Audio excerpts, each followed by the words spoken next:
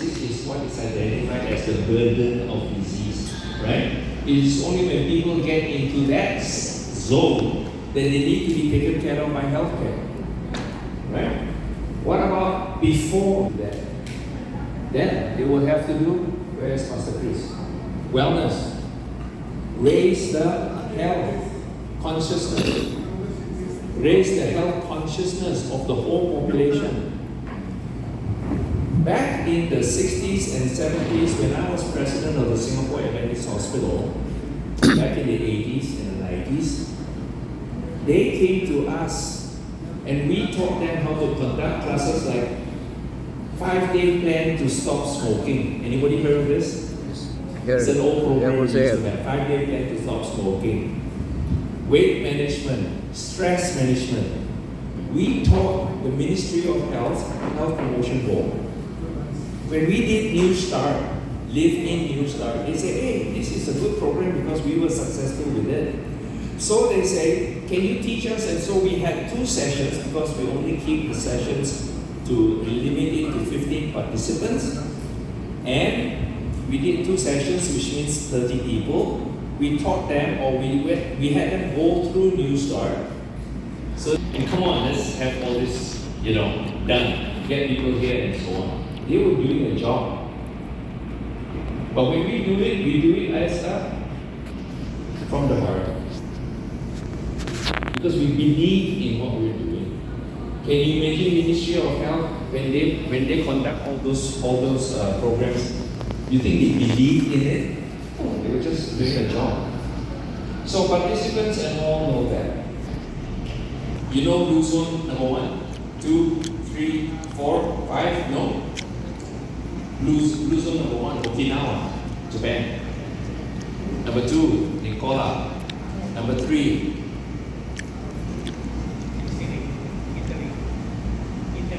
Italy, Sardinia.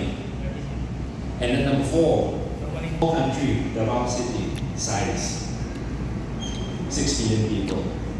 How did they do it? Thrown out in the country, poor, no security, no economy. And this year we are celebrating our 60th year. Malaysia, because Malaysia has resources, Singapore did not. But when he was kicked out, or Singapore was kicked out, he still believed. It is not easy. So number 3, discipline. Discipline. After that, you plan out everything in detail. We just think about eye care. When you're passionate about something, your compassion of Christ, it is a belief. When we look at the attention, pay attention to detail. When we respect everybody else. Love thy neighbor as thyself. That is the respect. And then enthusiasm. We can also say, firstly, we are empowered by the Holy Spirit. Once empowered by the Holy Spirit, we are enthused. So what I've shared with you as a story about Singapore and how it became successful is also captured in your eye care. Started eye care. I understand that you have a lot of activities in the past that talks about principles regarding eye care, but it's not named eye care. But what do you think is because you have been telling us all of these principles based on your experience, and we really love to hear more from you from time to time. But is there a way to evaluate this program and to see that this eye care movement program is successful? Yes. I want to see a tool of evaluation that indeed eye care is successful for the next 5 years. What effects we want to see, find out whether we are efficient indeed of the following principles that we have all here. We have discussed all about. Because I think you know that a successful program, anything that we implement for this year and for after a year and a year, But if it's successful, we have to sustain it.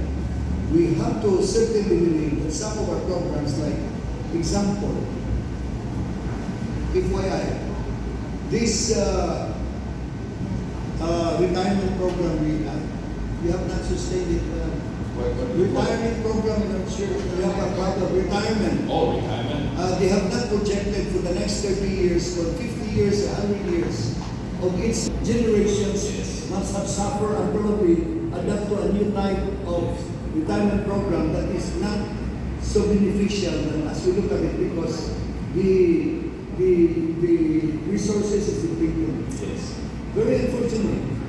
That's what anything that we do, I don't question with malice, without malice, with due respect. Eye care is good, but we want to see it successful and being sustained. That's just that.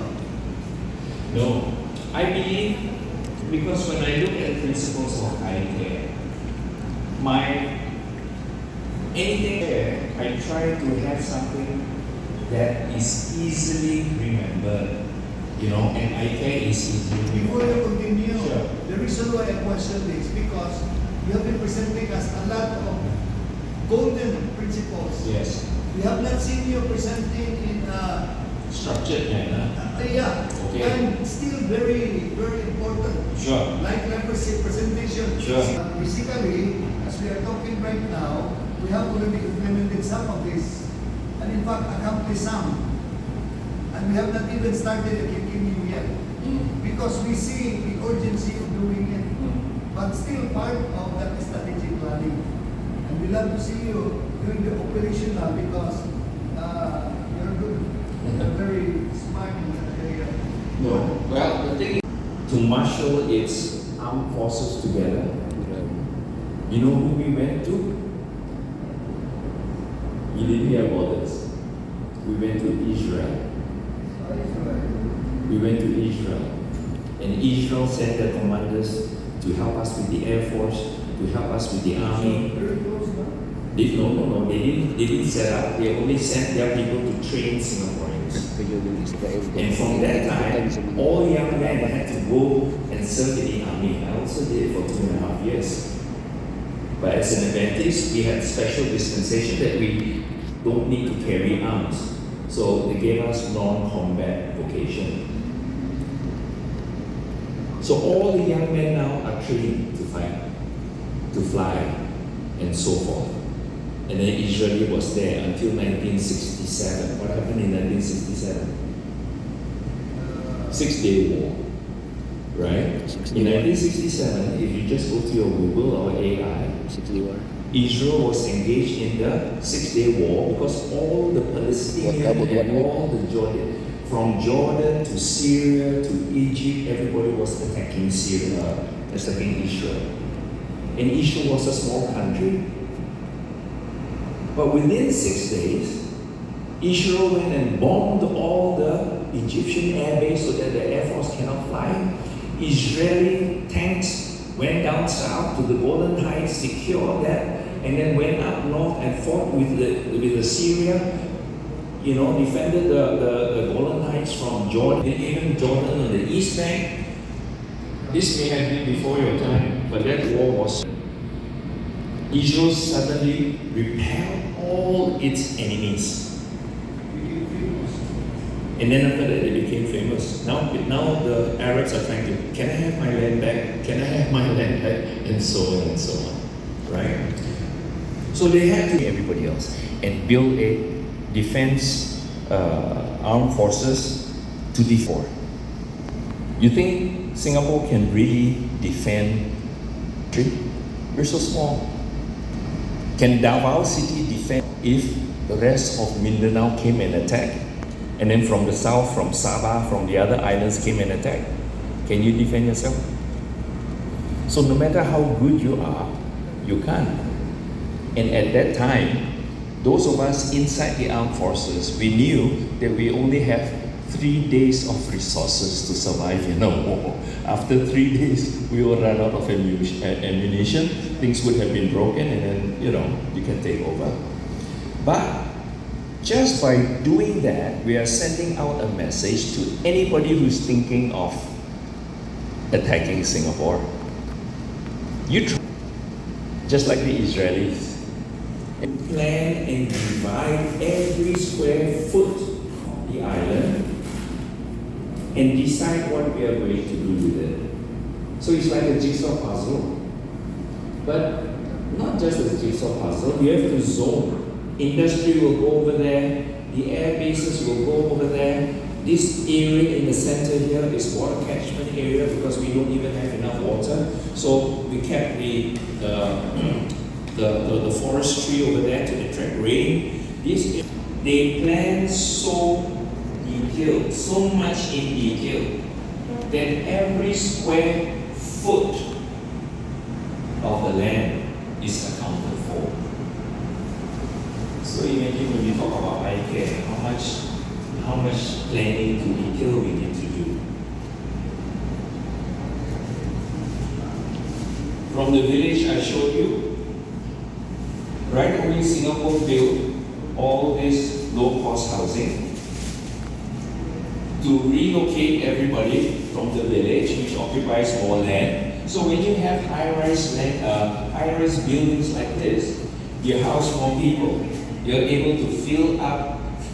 You are able to free up land, right? So that land can be productive. So remember what we're talking about this week: efficiency, efficient use of resources, efficient use of land. Imagine how many villages can go in there. Just a few blocks like this, if you take a barrio, how many people, how many families can you house in there? In order to be able, we had a small economy, 2.5 million people. We did not have overseas investors. Now what we want is overseas dollars to come in. It's just like a household.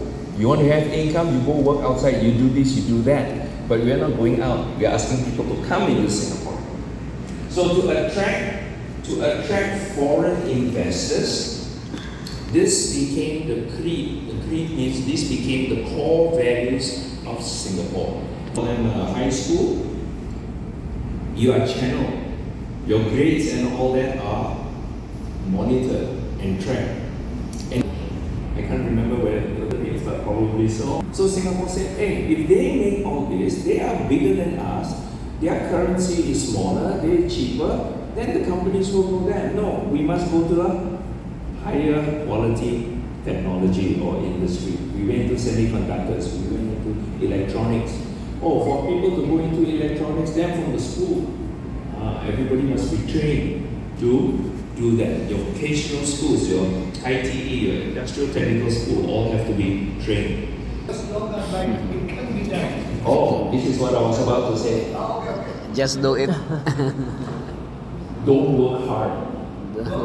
Don't work hard. Don't work hard. Work smart. Work smart. Don't work hard. Work smart. Smart. Work. Think about what you're doing. Plan in great detail what you're doing. Smart. Execute. Right? You don't have to work hard. You just work smart. And then you try to get as many multiple benefits as you can just from one stroke. How about population, producing children? Moving. Population, producing children. You really need. Oh. Now, this is one sad side of the story. You have all these professionals who is looking after your baby. They will take note of the development of the baby. The baby now is recognizing, the baby now begins to have motor skills, and so on, right? And this is not cheap, yeah? To go to these schools, you're already spending 20% of your salary, the mother's salary. So you can imagine with all this surrounding, you have less and less babies per household. What is the average number of children in Singapore families today? 70% live in condominiums, high-rise, right? Private. Only 4.8% own homes, what we call landed property. What is a landed property? Landed property is like a bungalow on a land. If you want to buy a new land to build a bungalow, none available. If you buy from very precious in Singapore, Grabe no. 3.11 is the average house, and then you sing the national anthem. Bayang magiging. Running out, starts to come out, right? And then the sky is getting dark. So with all this education, I explained security, I explained getting foreign investors. We have now money to buy our food, vegetables, everything, fresh vegetables come from Malaysia. Poultry, eggs, and all this come from Malaysia. Tin can stuff and all that comes from around the region, from Vietnam, from Thailand, from Philippines, and so on. We get frozen buko, my favorite. It's all in a ball. You know, when they shell the flesh out from the husk, and then it's all intact, then they will freeze that ball with all the nice, coconut water inside there. They export it and then we buy it. And you know how much we buy it for? How much? It's more than 1,000 peso. Yes. Now you know why I come here, just to have money. So what happens is you have a highly developed mixed market with the derivatives economy. What does that mean? Derivatives means it's government control. Even we let free market forces go by, government control, because government has to channel all the resources. Resources are so tight that it has to be channeled